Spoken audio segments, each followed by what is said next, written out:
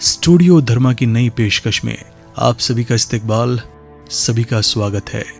दोस्तों, आज की पेशकश में हम आपको रूबरू कराएंगे उस बस्ती से जिसकी अज़ादारी, जमींदारी और मेहमानदारी पूरे हिंदुस्तान में मशहूर है। आज माजी के पन्नों को पलटते हुए रोशनी डालेंगे 400 साल पुरानी उस बस्ती के इतिहास पर जिसको जाना जाता है अब्दुल्लापुर के नाम से।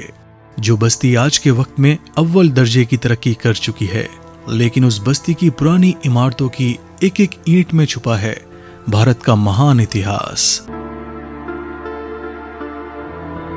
अब्दुल्लापुर मेरठ, जो मेरठ के पूर्वी इलाके में मौजूद एक बस्ती है। इसकी स्थापना मुगल बादशाह जहांगीर के शासनकाल में सैयद अब्दुल्ला नकवी अल बुखारी ने 16वीं शताब्दी में की थी और इसका किला बनवाया था। अब्दुल्लापुर जलाल बुखारी और नकवी की कन्नौजी बुखारी शाखा की सीट है। अब्दुल्लापुर के नकवी सादात सैयद जलालुद्दीन सुर्खपोश बुखारी के वंशज हैं, जो 12वीं शताब्दी के महान संत थे। बुखारी एक पारिवारिक नाम है जो आधुनिक उज़्बेकिस्तान में उनके जन्म स्थान बुखारा से लिया गया है।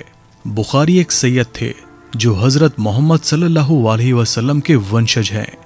सुर्खपोश बुखारी के कई नाम और उपाधियां थी। उन्हें जलालगंज, मीर सुर्ख, शरीफुल्लाह, मीर बुजुर्ग, मखदूम अल आजम, जलाल अकबर, अजीमुल्लाह, शेर शाह, पीर जलालुद्दीन, कुतुब अल अख्तब, सैयद जलाल और शेर शाह सैयद जैसे नामों से जाना जाता है। बुखारी को सुर्खपोश के रूप में भी जाना जाता था क्योंकि वो अक्सर लाल रंग की पोशाक पहनते थे। जलालुद्दीन बुखारी का मकबरा और मस्जिद 2004 से यूनेस्को विश्व धरोहर स्थलों की अस्थायी सूची में है। अब्दुल्लापुर जलालुद्दीन सुर्खपोश बुखारी के 2 वंशजों की शाखा है। सैयद मोहम्मद गौस अल बुखारी की जलाल बुखारी शाखा, जो पंजाब चले गए थे, और उनके वंशज सैयद अब्दुल्ला नकवी अल बुखारी अब्दुल्लापुर आ गए थे। सैयद सदरुद्दीन शाह कबीर अल बुखारी से कन्नौजी बुखारी शाखा की शुरुआत हुई। वो राजा सिकंदर लोधी के मुख्य सलाहकार और महान संत शाह जियूना के पिता शाह कबीर कन्नौज चले गए। उनके वंशज अब्दुल्लापुर और जंग, वर्तमान में जो पाकिस्तान में है, वहां चले गए।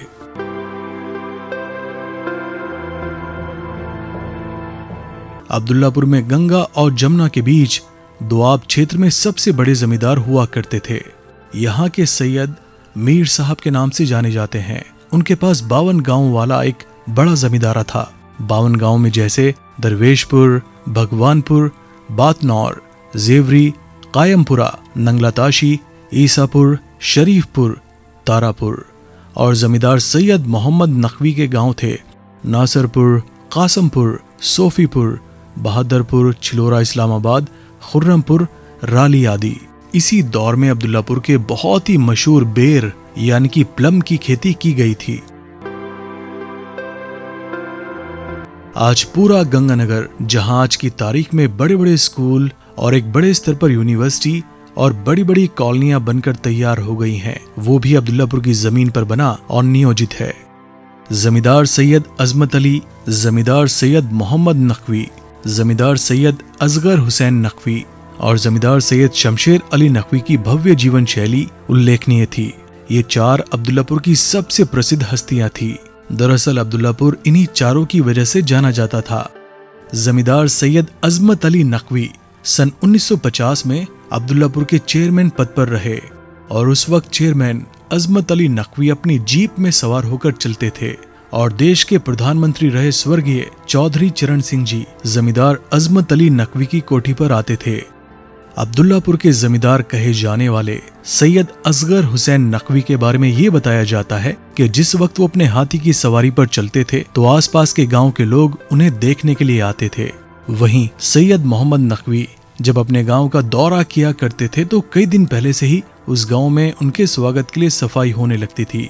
जमींदार सैयद बादशाह अली नकवी जाने माने शिकारी थे जो अपने दोस्त संबल लेड़ा के जमींदार सैयद जहीर आलम जैदी मुजफ्फरनगर के साथ शिकार किया करते थे।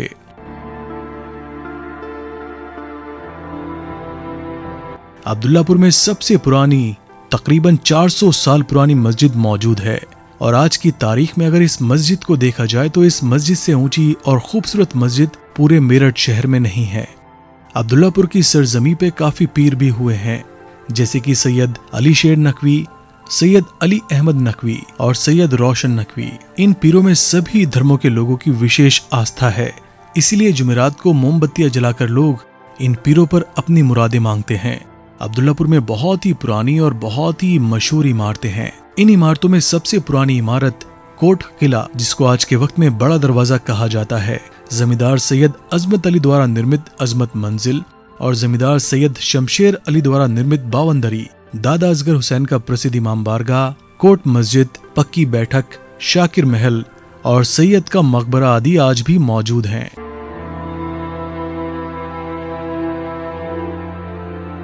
अब्दुल्लापुर में होने वाले मुहर्रम के बारे में बताया जाता है कि पूरे उत्तर प्रदेश में यहाँ का मुहर्रम बहुत मशहूर है, खासतौर पर 9 मुहर्रम, जिसमें जियारत करने दूर दूर से लोग अब्दुल्लापुर आते हैं। जाने माने पाकिस्तानी लेखक आलोचक सैयद कुदरत नकवी भी अब्दुल्लापुर के निवासी थे, जो विभाजन के बाद अब्दुल्लापुर से पाकिस्तान चले गए थे। दोस्तों, मेरठ स्थित इस बस्ती अब्दुल्लापुर का इतिहास एक वीडियो में समेटना आसान नहीं है, क्योंकि इतिहास 400 साल से ज्यादा पुराना है और अपने अंदर समेटे हुए है हजारों दिलचस्प कहानियां। आपको आज की स्टूडियो धर्मा की ये पेशकश कैसी लगी, आप कमेंट करके जरूर बताइएगा और साथ ही इसी तरह की बहुत ही रोमांचक वीडियोस के लिए सब्सक्राइब कीजिएगा स्टूडियो धर्मा फेसबुक, इंस्टाग्राम और यूट्यूब पर।